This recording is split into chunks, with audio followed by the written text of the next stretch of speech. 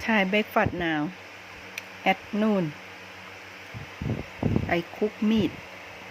ลาบเนื้อ meat cook by myself. Tea. Jasmine tea. No sugar. 0 calorie. อิชิตัน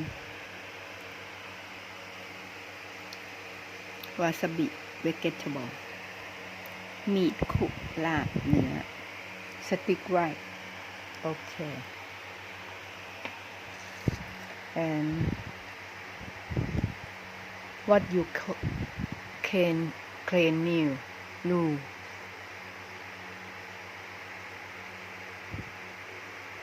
what you can So this do next year on coming TV.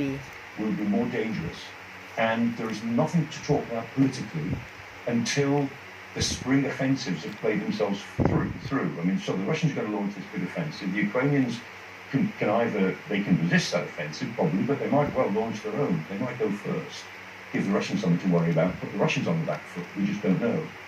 But for sure, there will be a big uptick in the fighting from, my guess is not quite the spring. I think it'll happen in late winter.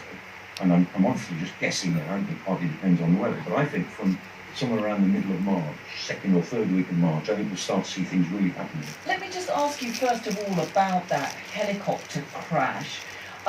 What do you make of what we're hearing about what might have caused this? Well, I think, as a few people have said today, in time of war, it's not sensible to speculate unless you've got some proper facts. But all we know is that the helicopter was travelling low, and therefore it's dangerous to travel low. They have to travel low because it's in a war zone. It did not want to take it up from Kiev, it was on its way to Kharkiv, and it was misty. So if there's any malfunction in the aircraft, then the pilot hasn't got much time to do anything about it, or it could be pilot error. There's all sorts of things it could have been. So there's no reason to believe it was anything other than a tragic accident. But the fact that 3 members of the Interior Ministry, very important members, in terms of the Ukrainian government, have been lost is a body blow to Kiev. So I imagine there's some satisfaction in Moscow this evening, but there's no evidence that I've seen so far of any element of sabotage. And President Zelensky was addressing political and business leaders in Davos, again talking about the need for more Western support, weapons, in particular artillery and tanks. And we've got a series of very important meetings on that this week, haven't we? We have. The big one is the contact group in Ramstein on Friday, and this is the last feasible time that the West can make a difference in providing main battle tanks and longer-range artillery to Ukraine, particularly in the question of main battle tanks. Because normally, take a British tank, the Challenger 2 that we're providing 14 of, it takes 20 weeks to train a Challenger 2 crew. Now, Ukrainian tank crews operating on the T-72 and so on, with Soviet tanks, almost certainly they could compress that, and they're very good at learning, and they're pretty quick, and they're very committed. So let's assume you could compress that to 10 or 12 weeks. And it would take 10 or 12 weeks to get even the Challengers there, which are supposedly on their way now, with all of the things that need to go with them, the backup and the maintenance and the engineering support and so on. So 12 weeks, 10 or 12 weeks from now is springtime, when the Russians will be there with their big offensive, which we know they're planning, we know they're preparing for. And Shoigu, the Russian defense minister, yesterday announced a series of so-called reforms, and he talked about the creation of 7 new divisions and the upgrading of 5 more brigades. So they're creating about 12 new divisions and several other new sorts of forces, including new forces for the occupied territories in Ukraine. I did a quick top-up, and it came to about 210,000. In other words, they're creating new units, that will absorb 210,000 troops at least.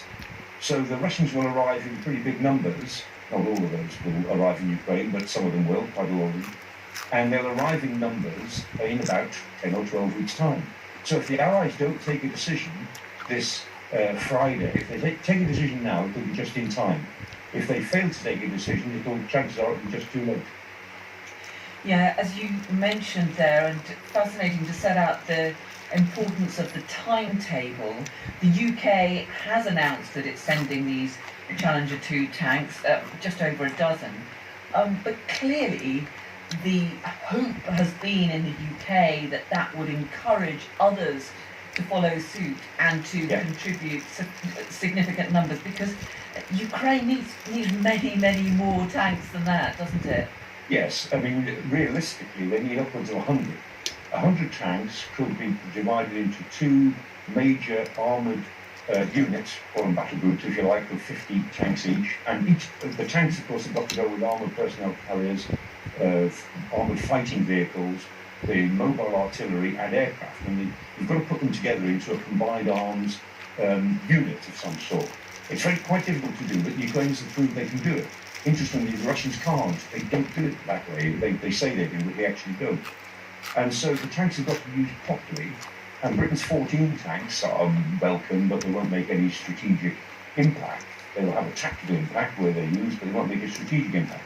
The Ukrainians need upwards of 100. And of course, the big numbers of tanks in Europe that they need are the Leopard 2. There are about 2,000 Leopard 2 tanks in various countries in Europe. About 14 different allies use the Leopard in addition to Germany.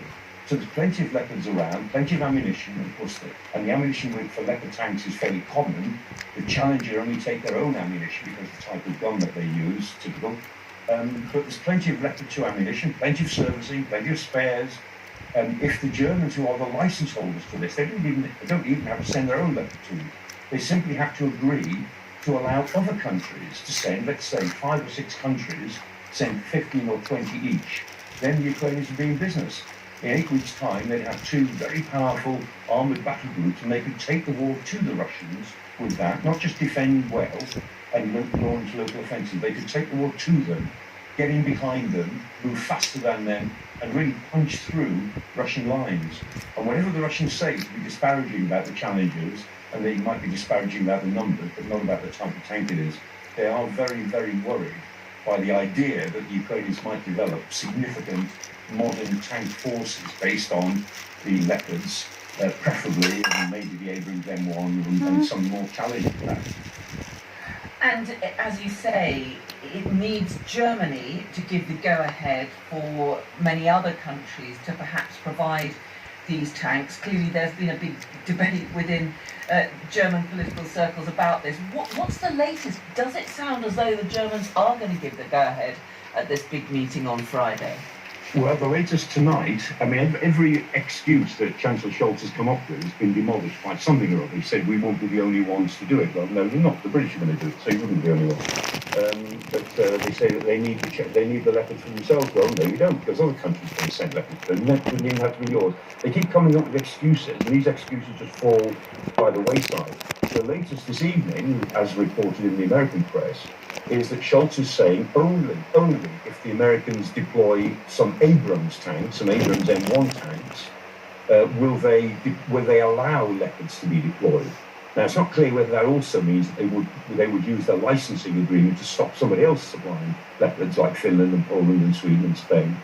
It's not clear quite what that means, but that's the latest, that they're still demanding that the Americans, who have supplied enormous amounts of equipment, and Bradley fighting vehicles, which are almost a tank and pretty well as good as, and long-range artillery and HIMARS. The Americans have supplied more and more and more and more. And Berlin seems to be saying, no, unless you supply Abrams M1s, we will not allow any Leopards to go to Ukraine. If that's what they're really saying, if it comes out tomorrow that's what they mean, then you can only regard that as craven cowardice in a political sense, I'm afraid. Well, we wait to see what the Germans decide on that. In the meantime, we've had President Putin delivering a speech today, a pretty defiant message, saying that victory is assured despite all the setbacks which his forces have faced. Do you think that President Putin is gearing up for a spring offensive? He didn't announce the mobilization that some had perhaps been expecting today. No, I think President Putin is gearing up for a spring offensive and a spring offensive next year and the year after that if necessary. I mean, he's doubling down all the time because he can't retreat and he's losing on the ground, but he thinks he will win by sheer persistence. And the speech today was really talking up the military-industrial complex in Russia to say, you are the people who can produce. And as always, he goes into the great patriotic war for metaphors and so on. And you're the people who can produce to defend Russia in its new great patriotic war against the West, which is how he interprets all of this. And so what he's really saying is that he will pursue this war regardless of the consequences on the Russian economy, regardless of the fact that he's going to wreck Russia. And this war is already a disaster for Russia, and it'll get worse the longer it goes. And so what the speech today tells us is that nothing will change for as long as Putin is there, and he might be there for another 3 months, or it might be another 3 years, who knows. But nothing will change while he is in charge. And of course, what he's trying to do is dishearten, particularly the West. Not so much, he can't really dishearten Kiev anymore, than he already has, and he hasn't succeeded in that. But he's trying to dishearten the West, who feel, oh gosh, this is going to go on for so long. We must find a way out. We must pressurize Kiev to give in some way. And that's in a sense, his only strategy. So the speech today was typical of the whole approach now, which is that I will carry on regardless of the cost, regardless of the brutality, and you in the West better believe it. I'm never going to give up, and that's the truth. Just finally, Michael, as we head towards the first anniversary of the Russian invasion later on next month, it does appear that whatever is decided this week, that as we head into the spring, there is potentially a really brutal and bloody resumption of fighting. Yes. T.S. Eliot, the poet, famously said that April is the cruelest month, is one of his famous lines, and for Ukraine it certainly will be the cruelest month. The war will become more intensive, I think, after the winter. This year will be worse than last year in terms of sheer ferocity. I think the conflict will become more dangerous. Escalation was built into this from the very beginning for all sorts of reasons I won't go into now, but believe me, this is a naturally escalating conflict. Doesn't mean to say it's out of control, but it will keep on crossing thresholds, and we'll cross those thresholds during the year. So this next year coming will be more dangerous, and there is nothing to talk about politically until the spring offensives have played themselves through. I mean, so the Russians are going to launch a big offensive. The Ukrainians can either, they can resist that offensive probably, but they might well launch their own. They might go first, give the Russians something to worry about, put the Russians on the back foot. We just don't know. But for sure, there will be a big uptick in the fighting from, my guess is not quite spring. I think it'll happen in late winter. And I'm honestly just guessing, it partly depends on the weather, but I think from somewhere around the middle of March, second or third week of March, I think we'll start to see things really happening.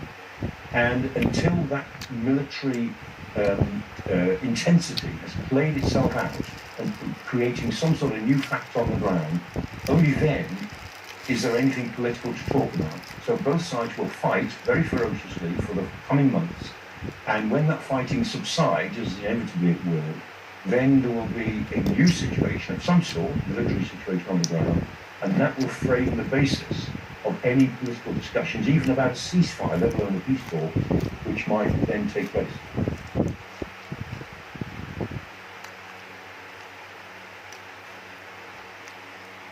Okay.